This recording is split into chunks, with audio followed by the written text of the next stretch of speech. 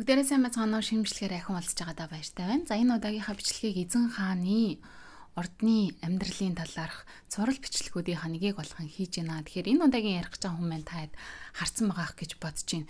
Японы хамгийн хөөрхөн гүнж гэж нэрлэгддэг Како гүнжийн талаар ярих болно. Како гүнжийн талаар сүүлд гарсан бас нэгэн тийм шугаан тарьсан мэдээлэл гэх юм бол та хэд баг харсан болов гэж бодож байна.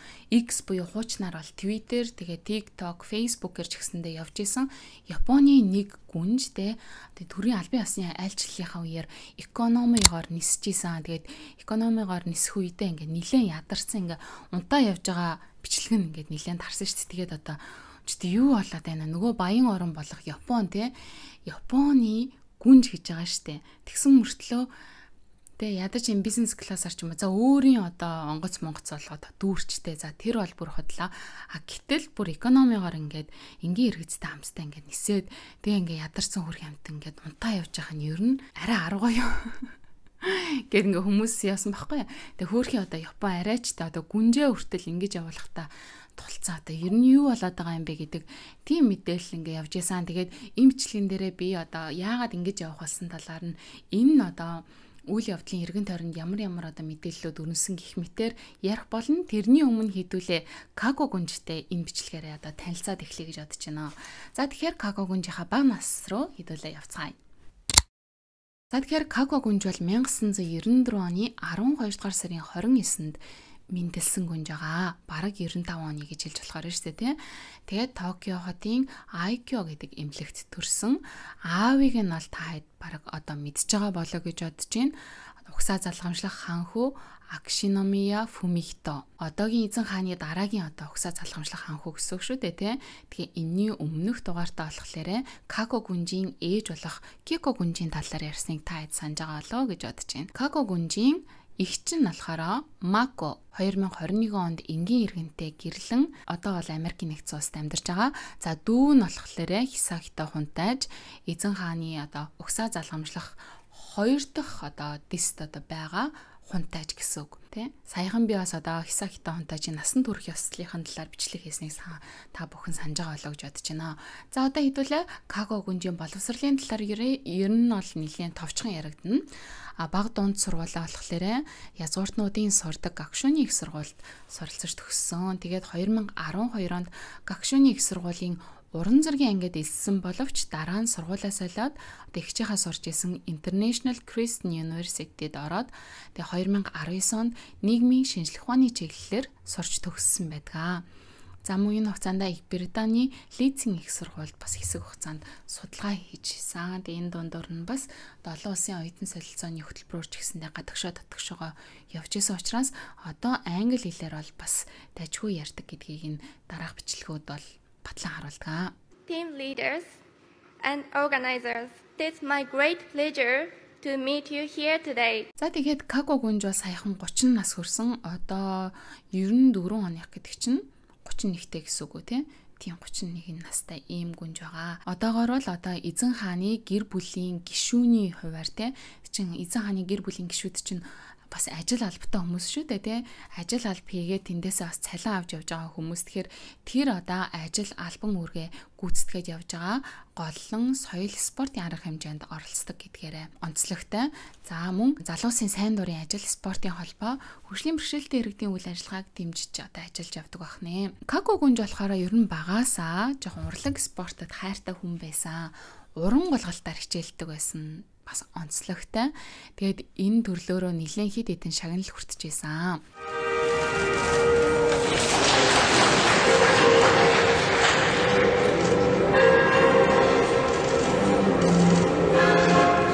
Како гүнжийг төрөх үед нь болохоор Фумихитон яг угсаа залгамжлах ханхүү болоогүй байсан учраас яг тийм олонний анхаарлын төвцтэй Айко гүнж шиг ч юм уу ингээд бүр төрснөөс нь авахуулаад одоо хүртэлх ингээд бүр бүх амьдралынхаа зураг нь бол ингээд интернет орчинд бол дэлгэтэй биш байдаг. Гэхдээ мэдээж хайх юм бол байгаа. Гэхдээ бас тийм ч олон нүдэнд байдаггүй байсан. Тэгээд хаяа шинэ жил одоо томоохон тийм баяр ёслолуудаар эзэн хааны гэр бүлийнхаа ингээ бөөндөө цуглаад зураг авахулдаг угаасаа тийм уламжлалтай. Тэгээд тэрэн дээр нь бол их хвчлэн харагддаг тийм гүнж байсан. За тийм ч учраас те ер нь бол нэг хүмүүсийн олонний анхааралд өртөөд идэг байсан учраас илүү тийм чөлөөтөө жоохон өссөн болов гэж Како гүнжийг боддог. Тийм болохоор те уран гулгалтаа гулгаж байгаад үргэлжлүүлээд жоохон бүжгийн спортод те бүжгийн урлагт гэх юм уу дурлж эхэлсэн. Дурлахтаа илүүтэй тийм чөлөөт бүжиг те гудамжны стрит данс төрөлд илүүтэй дурлаж эхэлсэн байгаа. Энэ талаар би бас өмнөх бичлэгтээ дурдж исэн. За тэгээ чөлөөт бүжиг гудамжны стрит данс гэхээр чи мэдээж хувцас сонор үс зүстэй тэгэл мейкап энтер нь ямар байх нь ойлгомжтойгоо болоо гэж бодож байна. Та бүхэн харж байгаах. За энээсээ болоод ер нь ингээ баг залуу наснаас ахуулаад за энэ Како гүнж бол арай задарсан юм байна. Арай задарсан гүнж байна. Хитрхи задгаа хувцастай байна. Хитрхи задгаа бүжгийн хөдөлгөөнүүдийг хийж байна. Үс зүс нь одоо яагаад байгаа юм бэ? Би энэ олон нийтийн газарт очиж өмсөн хувцсыг харалтаа суу мууг нь гарцсан явж штэ. Oh my god. Энд ч юу болоод ямар хувцас өмсөн яваад байгаа юм бэ? Болооч ээ. Шөмжлөлөд гарч ирсэн энэ танк топтай бүжиг бүжгэлж байгаа. Тэгээд гудамжны бүжиг бүжгэлж байгаа учраас мэдээж гудамжнуудад зам томоохон арга хэмжээнүүдэд очиж ингэж бүжгэлж исэн.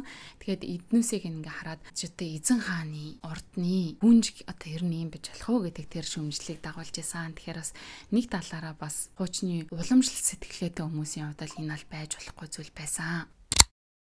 За тэгээ Како гүнжтэй холбоотой өөр нэгэн мэдээлэл гэх юм бол Како гүнжийг одоо Айко гүнжтэй нэлээд найз гэж ярьдаг байхгүй. Янз янзын арга хэмжээнүүд торохтой хоорондоо нэлээд юм эв түнжинтэй байгааг нь ингээ харж болно гэдэг. Тэгээ тэрэнд нь бас ээж нь жоохон тийм сэтгэл дундуур байгаа юм шиг байдаг. Яагаад гэх юм бол та хэд мэдж байгаа бах Кико гүнж чинь бол одоо тэ ирээдүйн эзэн хааны ээж болж байгаа хүн шүү дээ. Тэгээ ер нь бол Айко гүнжийг өөрийнхөө хүүтэй ингээ жоохон одоо ирээдүйн эзэн хааны ширээг дээр өрсөлдөж байгаа гэдэг хуваараа тэ жоохон тийм цаагаараа нэг юм байдаг гэж үздэг. А тэгтэл нөгөө охин нь очоод тэр Айко гүнжтэй ингээ сүлрээд гэдэг үлээ тэ сүлжилтээд ингээ гүүгээд байгаа болохоор тэрэнд нь жоохон сэтгэл дундуур байдаг гэдэгжсэн. А яагаад гэх юм бол Како гүнж чинь өөрөө хоёр дахь хүүхэд байгаад байгаа шүү дээ. Дээр нь Мако гүнж гэдэг байгаа. Мако гүнж чинь болохоор бас нэлээд эрх дураараа өссөн. Тэгээд айлын одоо хамгийн айлын ч гэжтэй одоо энэ эзэн хааны тухайн угсааныхаа тэ тухайн үеийнхээ хамгийн анхны одоо ач хүүхэд болчиход байгаа байхгүй. Тэгэхээр эмээ өвөөгийнхөө болон одоо тэр гэр бүлийн хувьд хамгийн анхны одоо тийм бэби байсан учраас маш их хайрлагдчихсэн, маш их олонний анхаарлыг авч байсан. За энэний дараа одоо Како гүнж төрж байгаа шүү дээ. Како гүнж төрөнгөт захиад охин байсан учраас яг хөвдөө ингээд за нэг жоохон бэби харсан хүмүүс чинь ингээд хоёр дахь хүүхдтэр арай нэг жоохон өөрөөр хандаж эхэлдэж шүү дээ. За энэний дараа бол ингээд Айко гүнж төрж байгаа. Айко гүнж чинь бол ирээдүйн угсаа залгамжлах ханхүүгийн охин болж төрж байгаа гэдэг утгаараа бас нэлээд олонний анхааралд ингээд өртөжсэн. За энэний дараа бол Хисахита хунтааж төрж байгаа. Хисахита хунтааж чинь бол ямар ч эрэгтэй хүүхэд байхгүй байсан энэ үед эрэгтэй хүүхэд болж төрснөөрөө бас олонний анхааралд төржсэн. Ингээд үзэхээр ерөнхийдөө энэ үеийн хүүхдүүдтэй энэ дөрвөн хүүхэд байгаа.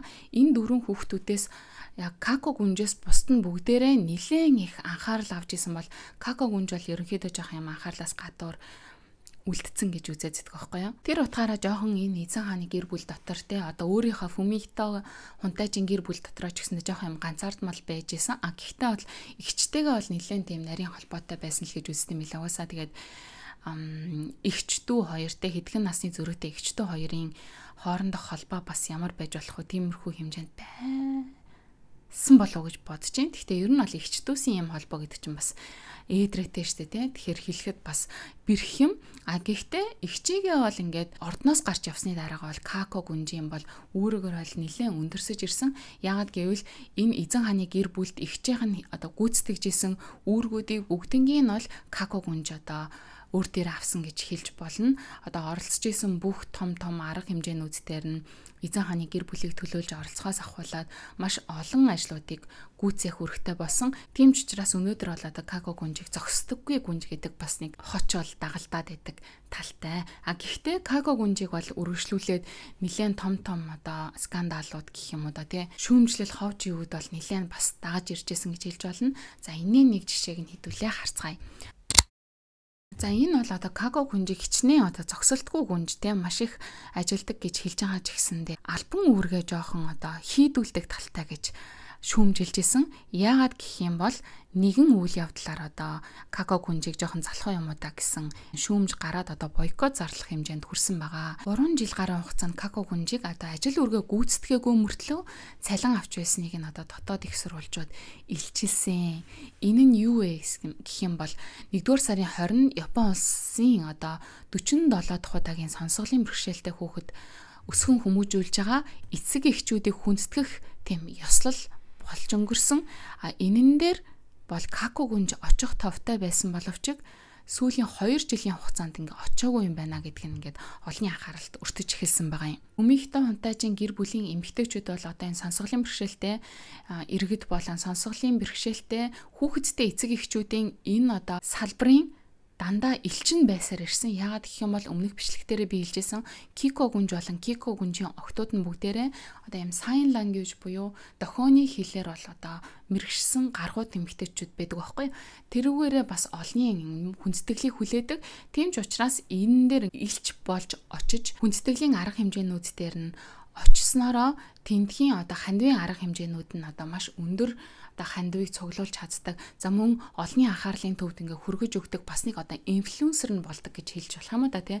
Гэтэл сүүлийн 2 жил тэрэн дээр нь Како гүнж очоогүй гэдгийг мэдэж авсан.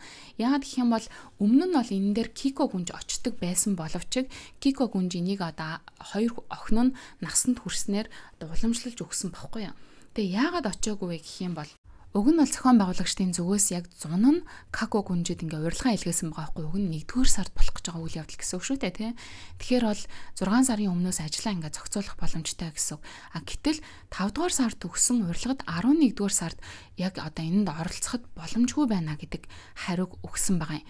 Тэгээ яагаад юм бэ гэдгийг нь сурвалжилгаар Японы хэвлэл мэдээллийн байгууллагынхан Японы сонсголын бэрхшээлтэй хүмүүсийн нийгэмлэгт очиж одоо ярилцлага авсан байгаа юм л та. Гэтэл тэрэн дээр нь бүр илүү юмнууд гарч ирсэн байгаа юм. Юу гэх юм бол тентгийн ажилтнууд өнгөрсөн цууны байдлаар Како гүнжийг ер нь ажилдаа ирснийг нь хараагүй гэж мэдэгдсэн байгаа юм. За энийг ингээд мөшгөөд үзсэн чинь Како гүнж 2021 онд Японы сонсголын бэрхшээлтэй иргэдийн нийгэмлэгт элснийхээ дараа яг цар тахлын улмаас гэрээсээ ажиллахыг уг нь бол ингээд сонгож исэн байна.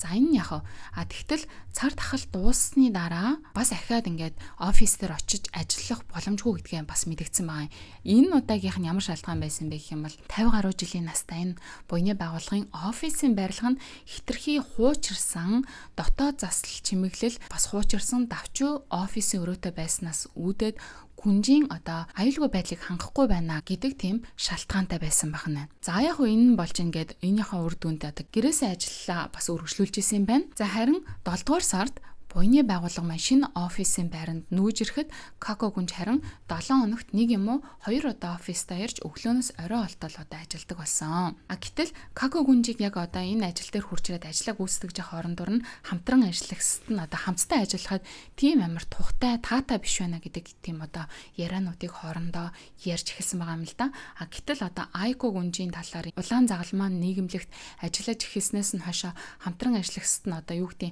хамт гүнжтэй ажиллаж байгаа юм шиг өрөөсөө санагддаггүй. Эсвэргээрээ бүр ингээд арай их ажиллаад байна уу да гэж ингээд боддог те. Жишээлх юм бол дандаа цагаан ингээд сунгаж ажилладаг гэдэг ч юм уу те. За та арай их ажиллаад байна энэ төр гэж одоо дарга ажилтнууд нь хүртэл ингээд хэлж сануулж исэн энэ төр гэдэг. Тэгээ бүр арай жоохон санаа зовж шүү танд энэ төр гэж хэлжсэн гэдэг жис. Тэгэхээр одоо энэ хоёр моёрыг жишээ ингээд харьцуулах юм жишээ болчихж байгаа юм л да.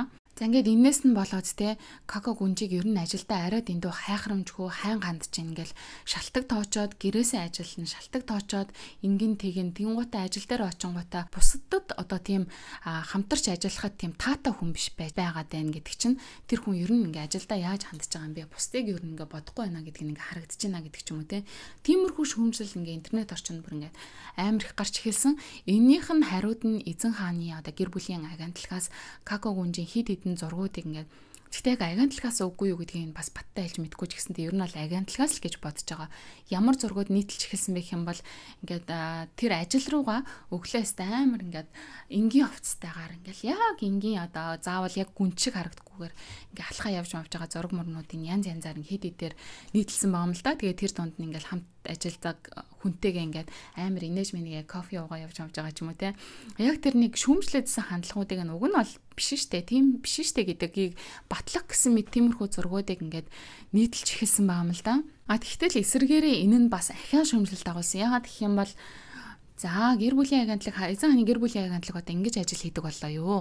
Тэ олон нийтийн шүүмжлэлийг аваад засаж сайжруулахын төлөө тэ ингээх явстай байдал эсэргээрээ тэ тэр шууганыг ингээд намжаахын тулд гээл нэг хідэн зураг ингээд нийтлээ сууж идэг одоо ийм болсон уу гэд ингээд нөгөө асуудал ингээд даамжраад ахиад одоо Фумихтэй унтаажин гэр бүл бүх асуудалд үсээд одоо Кико гүнж эйжентэй ахиал ингээд нэг хүүхдүүдээ сайн хүмүүжүүлж чадаагүй гэдэг асуудалд ингээд хурж эхэлж байгаа юм л да. Иннээс нь үүдээ те Како гүнж одоо 7 хоногт нэгээс 2 удаа тэнд очиж ажилдаг гинэ. Тэгээ одоо юу хийдэг бах вэ? Тэгээ тэнд ингээд 7 хоног бараг шахуу ажил ингээ үргэлжилж байгаа. За 5 хоног үргэлжилж байгаа. Тэгтэл 1-2 хоногт нь очихоор ч тэр ингээ тасралтгүй үргэлжилж байгаа тэр ажилт нь те Како гүнжийг хүлээхтэй эсвэл одоо за одоо ажлынхаа өдөр хурж ирэхээр нь тэрийг ингээ хамтдаа ярилцаж шийдвэрлэн гэдэг ч юм уу те. Тиймэрхүү асуудлууд үүсээд ингээд ажил явуулахгүй байгаа юм шүү. Үгүй маа гэхэд те тэр ажил ингээд 7 хоногийн 5 өдөр тасралтгүй үргэлжлэхийн тулд Како гүнжид зүгээр л энгийн те нэг тийм одоо саад болоод нэг тийм чухал биш ажил хариуцуулдаг. Ер нь одоо ямар ажил хийд юм бэ гэдэг тийм одоо шууган маргаанд өртөжсэн нэг тохиолдол байгаа. Тэгтээ одоо бол ингээд нэлээд хичээж ажиллаж байгаа гүн шүү дээ те. За дараагийнх нь одоо Како гүнжийн бас нэг одоо шүүмжлэлд өрцдөг зүйл нь юу гэх юм бол хитрхи гойж гангалах дуртай гэдэг шүүмжлэлт нэлийн өрцдөг. Яагаад гэх юм бол ингээл янз янзын одоо Японы үнэтэй брэндүүдийн хувцас хонорыг ингээл өмсдөг. Саяхан ч гэсэндээ одоо ингээ Бразил руу альбан томилтоор явахдаа ингээ гой балаж малаж өмсцэн. Тэгэл за эмиг бол ерөөс ингээл янз янзаар нь зүүдэг. Како гүнж ийм эмиг зүүжээ, ийм аксессуар зүүжээ, Японы ийм брендийн хувцас өмсчээ гэл ингээл янз янзаар ингэдэг. Тэгээ тэрнээс нь болоод татврын мөнгийг те ингэж хамаагүй үрж ийна гэдэг шүүмжлэл бол байнга байдаг. Угаасаа ер нь жоохон бахаас нь ахуулаад одоо Фумихтэй унтаажин гэр бүлийнхний зурган дээр одоо 2 гүнжийн өмссөн байгаа хувцас нь бол дандаа шүүмжлэл дагуулдаг бас арай үнэтэй өмссөн байна. Арай дэндүү гойж гангалах дуртай байна. Жоохон даруухан бай. Жоохон одоо тийм бай, ийм бай гэдэг тийм шүүмжлэлүүдийг бол үргэлж дагуулдаг байсан. Гэхдээ эсэргээрээ Како гүнжийг бол хувцас дизайны хувьд те одоо орчин үеийн гүнж гэж үздэг. Яагаад гэх юм бол орчин үеийн гүнж учраас те хувцасталтан дээр маш их анхаардаг. Ер нь гадны брендийн хувцас гэхээсээ илүүтэй Японыхоо те одоо локал брэндүүд болох одоо яг өөрийнхөө улсын тийм гоёлын одоо тийм брэндүүдийг маш их дэмждэг. Тийм ч учраас одоо Како гүнжийн өмссөн нэг гоё даашин зэгийн те маргааш нөгөөдөр нь гэхэд бүр ингээд пуужингийн хортоор нөгөөх нь зарагдаад дуустдаг гэж байгаа байхгүй. Тийм учраас Японы өөрсдийн одоо томоохон брэндүүдэд ээлтэй тийм бас инфлюенсер гэж үздэг. Зөвхөн одоо Японы хэрэглэгчдээс гадна гадаадын хэрэглэгчид ч гэсэндээ Японы одоо эдгээр үнэтэй брэндүүд болон эдгээр одоо чимэглэлийн брэндүүдийг бол дандаа сурталчилж өгдөг гэдгээрээ Како гүнж бол яг тэр одоо салбартаа бол маш их талархлыг нь хүлээдэг юм билээ. Тийм ч учраас одоо том брэндүүд одоо жишээ нь Како гүнж манай брэндийн энэ хувцсыг ингээд өмслөө үнэхээр их баярлж байна гэдэг ч юм уу те Instagram энтер дээрээ бичиж тэрийг хуваалцдаг тийм тохиолдлууд байдаг. Тэгээд дээрэс нь зөвхөн гойж гангалах гэхээсээ илүүтэй Како гүнж бас тэ хямдхан ч гэсэндээ тиймэрхүү одоо гоё юм аксессуар энтер зүүгээд тэрийгээрээ одоо локал брэндүүдийг бас дэмждэг гэж хэлж болно. Жишээлх юм бол Тотторын мужид зочилсан альчлалынхаа үеэр зүүсэн ромбон хэлбэртэй энэ модон эмгэн жишээ нь 4950 йен үнэтэй байгаа байхгүй юу? За 100 орчим мянган төгрөгийн үнэтэй. Эндээ бол гайгүй үнэтэд орно. Тэгээ энэ зүгээр юм нэг локал брэнд буюу нэг их олон танигдаагүй ийм брэнд байсан бол яг энийг нь Кико гүнж зүүснийхэн дараа нь бүр маш их захиалгад дарагдаад тэгээд бүр сар гаруй хугацаанд ингээ очирлжиж тэр одоо тэдний брендийн эмэг модон эмэг энтрийг хүмүүс худалдаж авдаг болсон гэж байгаа байхгүй юу. За мөн сагаа муж руу ажиллахдаа зүүсэн энэ керамик эмэг нь 5500 йены үнэтэй. За бас л вайрал болоод ингээ маш их хэмжээгээр зарагдсан гэдэг байгаа юм. За энэ мэтэр бол гар орчуудын бүтээлүүдийг ч гэсэндээ маш их ингэж сурталчилж тэднэрт ингээд тус нэмэр болдог team influencer гэдгээрээ олон тас талархагддаг. Нөгөө тал нь бас ингээд байгаад байгаа юм аа. За одоо хэдүүлээ гүнжийн нөгөө экономигоор ниссэн тухай нь ярил л да. Эхлээд бол яг ингээд гүнжийн экономид Японы гүнжтэй цогта нэг юунд суулаа, онгоцонд суулаа гэдэг ингээд бичлэгүүд TikTok-оор ч илүү та X дээр хамгийн эхлээд цацагдсан юм аа. Тэгээд тэрүүгээр ингээ яваад ихэлсэн чинь хүмүүс харангуйтай юу вэ эн чин одоо яхаараа ингэж идэв. Тэгснэ ахиад нөгөө нэг эзэн хааны гэр бүлийн агентлагаас хийсэн одоо Како гүнжийн PR гэж бодсон байхгүй эхлээд хүмүүс өстө энгийн ямар сайхан гүнж вэ? Тэгээ энгийн ингээл зүгээр экономиогоор нисэж штэ энэ төр гэдэг team PR явах гээд байна гэж хүмүүс эхлээд андуураад за арай жоохон одоо гинтцэн тийм PR хийж ин да гэд тэгээ бодсон чинь удахгүй одоо X-с жилүүдээ хүмүүс юу мэдэж эхэлсэн байх юм бол эзэн хааны гэр бүлийн агентлагаас эсрэгээрээ тэр бичлэгийг ингээ устгуулах гад энийг устдаг гэд ингээд шаардаад байгаа гэдэг мэдээлэл авч эхэлсэн байхгүй.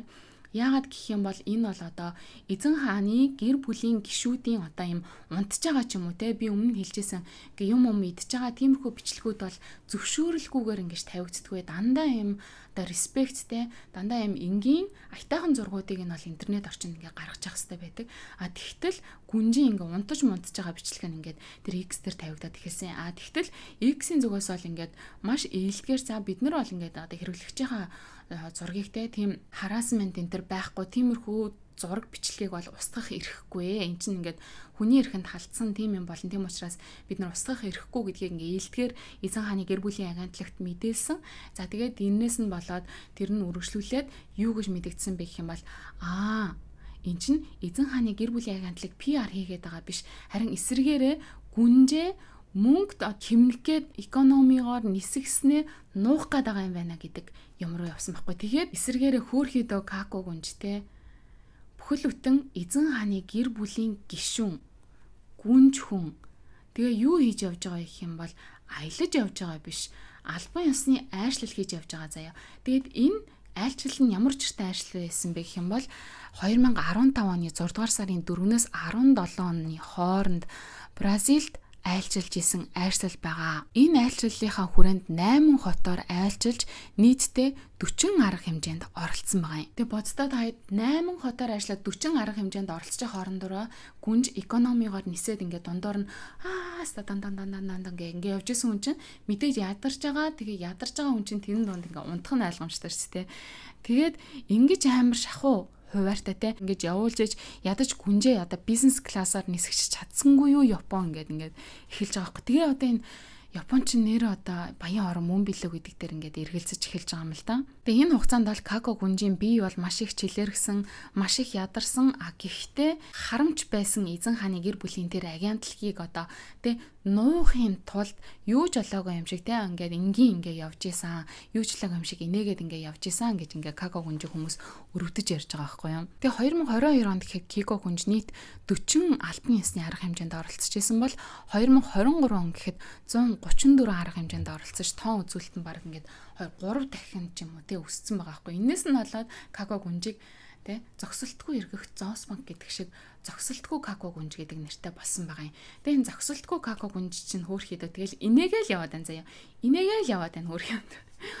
Тэгээ яаж яхад нэг хөөрхөн юм туулаа шиг инээдэг тэгэл ерөөсөө юу ч лог юм шиг инээгээл ингээд явж байгаа. Тэгээд энэ Како гүнж тулдаа одоо чадж байгаа. Ингээ багасаа ер нь юм нэлээд бие сайтай хүүхэд байсан. Тэгээ айлын 2 дахь хүүхэд гэдэг чинь угаасаа юм жоохон ямар хүүхдэд өглөөдөө те ер нь сэтгэл зүй болон бие махбодын хувьд те юм илүү хүчтэй ер нь алдах ирэхгүй тэгэл нэлээд бие даасан тийм хүүхдэд дээ шүү дээ. Тэгээ багасаа ингээд уран гулгалтаар ингээ гулгацсан юм бие махбодын хувьд нэлээд юм хөрхөн шүрмэс мөрмөслөг за тэгээ бүжгэлж ийсэн ингээд үзэх юм бол юм бие сайтай дээрэс нь фитнесээр хичээлдэг гэдэг жагаан Како гүнж чинь 7 хоногийн 5 өдөрт нь тренертэй фитнес хийдэг.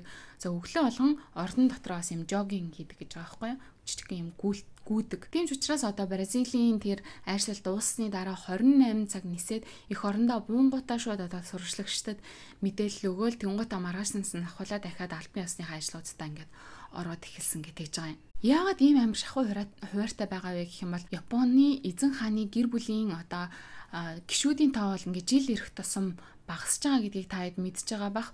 Өмнө нь бол одоо ийм байсан, одоо бол ийм гээд одоо зураг бичлэгүүд нэлээд явдаг штэ, ингээл нэлээд олоолаа зогсож исэн бол одоо ингээл улам хомигдаад байгаа. Тэгээ одоо бол энэ үед бол 3 хүн хүүхэд үлдчихэд байгаа штэ. Нэг нь болохоор ингээд хааны гэр бүлийн гишүүнийхээ одоо хэрэгэм зэрэгээс татгалзаад жирийн үнтэй суугаад явцсан. Одоо бол ингээд Айко гүнж, Како гүнж, Хисахита хунтааж гэх 3 байгаа. Энэ 3-ын бол гүйцэтгэх үүрэг маш их байгаа. Хичнээн одоо аав ээжүүд нь энэ тэндтэй эмээ өвөн ч гэсэндээ бас энэ тэнд янз янзын арга хэмжээнд ингээд оролцоод гэр бүлийнхаа одоо хийх ёстой ажлуудаа ингээд явж байгаа ч гэсэндээ залуучууд нь бол илүүтэй одоо тэгээ арай жоохон юм төвшний хувьд баг тийм арга хэмжээнүүдийг бүгдийг нь одоо түүж байгаа гэсэн үг шүү дээ. Очиж ингэж хүндэтгэл үзүүлж явж байгаа гэсэн үг. За тэгэхээр одоо ингэж шүдэ зугаад ажиллаад ахаас өөр аргагүй энэ залуу гişүүд нь бол. За тэгээ саяны одоо айлчлалыг бол нөгөө талаараа Бразилийн айлчлалыг хүмүүс юу гэж шүмжилж байгаа юм бол Како гүнж бол одоо нэг тийш яваад ах шаардлагагүй байсан. Зүгээр одоо энийг бол одоо албан ёсны айлчлал гэхээс илүүтэй зүгээр аялал гэд хэлжүүл зүгээрээ. Аялал учраас угаасаа экономигоор явсан дээр штэ гэж одоо шүмжилж байгаа бас нэг хэсэг бүлэг хүмүүс байгаа. Аялал байсан ч гэсэндээ те экономигоор гүнж хүн гэд ер нь явах нь ер нь хэр зүг зохистой юм те. Тэгээ эн чинь ялангуяа нөгөө Фумихто хунтаачийн гэр бүлийнхэн ч сүүлийн үед одоо энэ эдийн засгийн хувьд бас нэлээд юм шүүмжлэлтэй асуудалтай байгаа шүү дээ те. Гэр орон морноо бас нэлээд өндөр үнээр засварлцсан байгаа. Тэгээ дээрэс нь Кико гүнж чинь ганцаараа нэг тэм резиденст амьдардаг. Тэрүүгээр нь ч гэсэндээ бас их шүүмжилдэг те. Гих мэтэр ийм шүүмжлэлүүдтэй байгаа учраас яалцчгүй мөнгө хэмнэх гээд ингээл амхандаа экономигоор явж байгаа юм л да. Тэгээ Како гүнжтэй холбоотой бас нэг зүйл бол саяхан ингээ 30 нас хүрсэн. За тэгээ 30 нас хүрэхээр чинь юу яригдаж эхлэх вэ гэх юм бол мэдээж гэрлэлтийн асуудал яригдана. Ер нь бол одоо эзэн хааны гэр бүлийн эмэгтэй гишүүдийн хувьд 2% заяа хүлээж байгаа шүү дээ, тэ. Нэг нь болохоор язгууртан хүнтэй гэрлээд одоо эзэн хааныхаа гэр бүлтэй үлдэх. Нөгөөх нь болохоор язгууртан бос хүнтэй энгийн хүнтэй гэрлээд одоо энэ гэр бүлээс яваад нэг талаараа ингээд бараг амрах. Тэ энэ олон янз янзын албан ёсны айлчлалуудад очихгүйгээр зүгээр ингээд амраад гэд өөрийнхөө амьдралаараа амьдрах гэсэн 2 сонголт байгаа. Одоо Како гүнж айл замаар нь явхуулаа гэдэг хүмүүсийн хүлээлт байгаа гэсэн. За энэ хугацаанд бол Како гүнж бол 2-3 хүнтэй бол нэр холбогдоод авсан. Тэгэхээр энэнийхэн талаар хэдүүлээ товчхон ярий. Энэ бол Crescent University-д сурч байхдаа танилцж исэн бас үерхжсэн гэж яригддаг Мототеру Хоруичи гэдэг хүн байгаа. Fujikyu-гийн группийн том одоо боссийнх нь хүү Какогоос 3 насаар ах. За тэгээд аав нь болохоор Нарухито хааны ангийн хүүхэд байсан гэлцдэг. За тэгээ энэ хоёр бол нэлээд ингэж үерхэж дотносч явж исэн гэдг нь ер нь бол баг үний юм шиг байлаа. Тэгээд яг үерхэж дотн байх үедээ нэг нь лид их сургууль руу яваад нөгөөх нь Сингапур руу ажиллахаар явж исэн. Тэгтээ бас энэ хугацаанд холын зайны үерхэлтэй байсан гэдгийг нь ер нь доорх зургаас ингээ харж ялж болдгоо. Энэ дээр болохоор энэ хоёр гадны нэг улсад ингээ болцоод явж байгаа зураг нь харагдчихэдэг. За тэгтээ ингээд нэлээд шууган дараад энэ хоёр ингээд болцож үерхчихсэн. Ирээдүйд ер нь гэрлэх боломжтой 2 хүн юм байна гэж тэгжсэн чинь за нөгөө 22-ийн маань өнгөрсөн жил илүүтэй гэрлээд за тэгээд энэ шууган ингээд намтжсэн байдгаа. За энэний дараачийн нэр холбогдчихсэн хүн нь болохоор гадаад хүн байдаг. Энэ хүн нь болохоор лид их сургуульд байхдаа танилцчихсан Жак Шлосберг гэдэг энэ залуу байгаа. Джон Кеннедигийн ууган ач хүү. За энэ Жак Шлосбергийн ээж нь болохоор Caroline Kennedy гэдэг хүн байгаа. Одоо Америкийн нэгдсэн улсаас Япон улсад суугаа. Одоо элчин сайд. За тэгээ маань нэр болохоор Yale-ийн их сургуулийг төгсөөд Токиод Rakuten-д ажиллаж байсан. Тэгээд энэ үед нь танилцаж энэ хоёр үерхэж болцож исэн гэдэг rumor. Тийм шууган байдаг ч гэсэндээ одоо бол янз бүрийн тийм асуудал нэг байдаггүй юм шиг байлаа. За мөн дээрэс нь хамгийн гол асуудал нь юу вэ гэх юм бол Како гүнжийн гэр бүлийнхэн эзэн хааны гэр бүлийнхэн бол Како гүнжийг ер нь эзэн хааныхаа гэр бүлийн гишүүнээр авч үлдэхийн тулд маш их чармааж байгаа. Имэн ч гэсэндээ те ийм язгууртан нэг хүүтэй танилцуулж одоо тийм болцоо зохион байгуулж исэн гэдэг яриа байд юм бэлээ. Яагаад одоо Како гүнжийг энэ гэр бүлд авч үлдэх гээд байгаа вэ гэх юм бол одоо бол энэ эзэн хааны гэр бүлийн боловсон хүчин гэж баг хэлж болно шүү дээ. Боловсон хүчин бол нэлээд бага болсон учраас ажлуудаа дийлж чадхай байсан, оролцдог одоо арга хэмжээнүүдэд нь явах хүн олдхой байсан. Тийм ч учраас ер нь эзэн хааны гэр бүлийн энэ орон тоог те хിവэр авч үлдэхийн тулд одоо Како гүнжийг эндээ авч үлдэхгээ язгууртан одоо угсааны хүнтэй гэрлүүлэх гээд байгаа.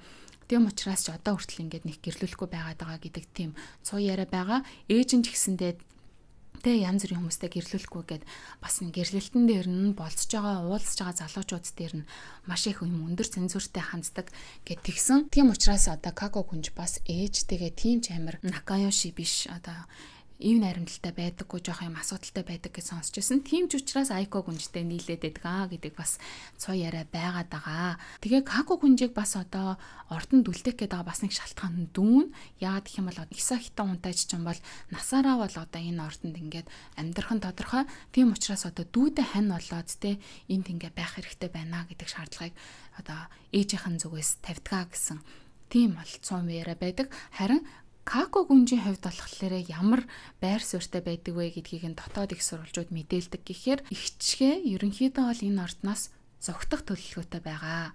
Өөрийнхөө амьдрах төлөвлөгөөтэй байгаа.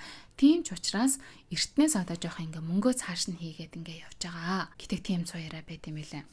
Хэцүүлдэ тий одоо энэ одоо ордонд чинь ингээл насаар амьдрна гэхээр чинь тэ ер нь бол гадаад улсад очиж өөрийнхөө амьдарч өөрийнхөө ямиг бий болгох тийм бодолтой байдаг. Угаасаа багасаа ахуулаад өөрийнхөө амьдарч өөрийнхөө одоо дуртай урлагаараа хичээж дуртай спортоор хичээллэнгүүт л дандаа ингээд шүүмжлэл төртөд идэг гэсэн учраас Како гүнж бол ер нь дандаа юм олны өмнө гарахтаа худлаа нэмсэглэлтэй ер нь ингээд тийм яриа байд юм байлээ. За тэгээ Како гүнжийн хувьд болохоор бас хамгийн хөөрхөн гүнж гэд тэгсэн шүү дээ. Яг яалтчгүй л одоо энэ дундаа л ингээ үнэхээр хамгийн хөөрхөн гүнж нь байгаа юм. Тэгэл ахлах сургууль мургуулд авт, тун сургууль мургуулд автны юм форумтай тэгээ сурагчийн дүрмт хувцастай зураг мургууд ингээд тийм маш их алдартай болдог байсан. Тэгээ Како гүнжийн одоо фэн групп гэж бас фэн группүүд байдаг. Янз янзын ингээ хөөрхөн зураг мургуудыг ингээ оруулсан тийм фэн групптэй ганц гүнж байгаа. Дээрээс нь одоо Како гүнжийг маш зөөлөн сэтгэлтэй эмэгтэй гэж хэлдэг. Жишээлх юм бол одоо нөгөө эгч нь тэ энгийн эргэнтэй гэр бүл болоод эзэн хааны гэр бүлээсээ татгалзаад ингээд гараад явахт нь бүгдээрээ ингээд за баярлалаа гэдэг ингээд баяртай гэдэг ингээд яслангууд ганцхан хүн тэр Мако гүнжийг тэрсэн одоо дүү Како гүнж нь байсан. Одоо олны тэр хил амнаас одоо айлгүйгээр тэ ингээд яслаад албан ёсны эмэг ингээд хийгээд өндөрлүүлэхийн оронд те олны нүдэн дээр заавал тэр шин тэрвэрх шаардлагагүй шүү дээ. Тэгтэл олны нүдэн дээр ингээд тэрвэрж байна гэдэг чинь тэр чинь бас нэг юм хэлж байгаа байхгүй юу. Тэгэхээр ихчигээ тэр олны нүдэн дээр бас ганцаардуулахгүйгээр тэрвэрч чадсан ганц хүн юмаа гэж одоо Како гүнжийг тухайн үед хүмүүс бас хайрлаж байсан. Како гүнжийг мөн одоо гэр бүлтэй үлдээсэ гэдэг одоо санаатай байгаа гэдг нь зөвхөн одоо ээж Кико гүнж нь биш те. Саяхан 12 сард одоо 30 нас хүрэх үед нь аав Фумихитон ч гэсэндээ те. За хааны гэр бүлийн гишүүдийн хомслоос болоод Како гүнжийг бол гэрэлсний дараа гэр бүлтэй үлдээд дүү хунтаач Хисахитогийн хааны үргийг гүйцэтгэхэд нь туслуулахын сан гэсэн бодолтой байгаагаа мөн олон нийтэд бол нээлттэй мэдэгдэжсэн. Гэхдээ Японы хэвлэл мэдээллийн хэрэгслүүд болохоор за энэ чөлөөт сэтгэлгээтэй ер нь өөрийнхоороо энэ Како гүнжийг бол ер нь хянахад тийм ч амар биш ээ. Ер нь бол Како гүнж бол аль хэзээ сэтгэлээрээ бол зүгтчихсэн гүнж юм аа. Ерөөсөө энэ гэр бүлийг орхиж явах тэр тохиромжтой мөчийг хүлээж байгаа гүнж юм аа гэж одоо тодорхойлж тэр хэвлэл мэдээллийн хэрэгслүүдээр биччихсэн. 30 нас гэдэг чинь одоо жилийн өмнө гэсэн үг байхгүй юу? Тэгэхээр одоо хэдүүлээ Како гүнжийг ер нь ирээдүйд яах вэ гэдгийг ингээ харах болоод байна. За тэгээ Како гүнжийн талаар бол тийм их бас мэдээлэл байхгүй байгааг та бүхэн харж байгаа болоо гэж бодож байна. Угаасаа бага наснаас ахвалаад олонний нүдэнд баг өртөжсэн том болоод ч гэсэндээ те хэд хэдэн одоо юм том шүүмжлэлүүдэд өртөжсэнс өөрөөр бол нэг их тийм чухал мэдээллүүд байдаггүй байна. Тэгээ тэр мэдээллүүдийг хэрвээ та бүхэн бас мэддэг энэ Японд амьдардаг хүмүүс ах юм бол бүгдээрээ энэ бичлэгийнхаа доор комментээр хуваалцаарай гэж хүсэх байна. За ингээд хэдүүлээ энэ удаагийнхаа дугаарыг өндөрлөцгөөе. Тэгээ дараагийнхаа дугаараа ахин шинэ бичлэгтээ уулзцгаая гэж бодож байна. Дараагийн дугаараараа би Японд одоо өрнөд байгаа сонирхолтой одоо үйл явдлуудаар нэг тийм цуглуулсан бичлэг хийх юм билүү гэж бодоод төлөвлөд байгаа. Ингээд хэдүүлээ эх 7 өдрийнхаа бичлэгээр эргэн уулзлаа. Бай бай.